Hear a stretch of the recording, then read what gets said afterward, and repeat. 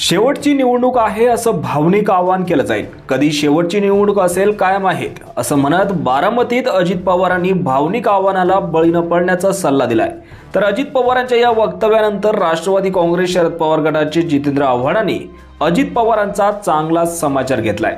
अजित पवार यांनी आज हद्द ओलांडली आहे। काकाच्या मृत्यूची वाट बघतोय, शरद पवार कधी मरतील याची तुम्ही वाट बघताय, जनता तुम्हाला तुमची अवकात दाखवेल असा घणाघात आव्हाडांनी अजित पवारांवर केला आहे। मी उमेदवार आहे, अजित पवार उमेदवार समजून तुम्ही तिथं मला मतदान केलं पाहिजे।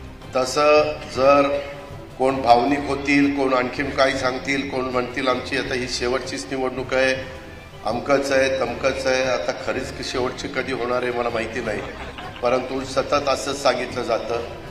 ते तुम्ही भावनिक होऊ नका ही माझी खूप कळकळीची विनंती आहे। माणुसकीला शोभणार आहे का ह्याचा विचार अजित पवारांनी जरूर करावा। महाराष्ट्राला पण कळेल की काय माणूस आहे हा, आपल्या काकाच्या मृत्यूची वाट बघतोय। हे राजकारण आहे का अजित पवार की भावनिक आव्हान करता येईल? हे शेवटची निवडणूक आहे, काय माहीत कधी असेल शेवटची निवडणूक। अहो ते शरद पवार आहेत, ते अजरामर राहतील महाराष्ट्रात, अजरामर। त्यांनी केलेले योगदान हे अजरामर असेल। जितेंद्र आव्हाड यांनी पुढे बोलताना म्हटलंय की आपली उंची ओळखा, कुठे शरद पवार आणि कुठे तुम्ही। अटल बिहारी वाजपेयी, मनमोहन सिंग हे देखील नाव काढतात। लाज वाटते मला तुमच्या सोबत काम केल्याची, आधी पण वाटतच होती।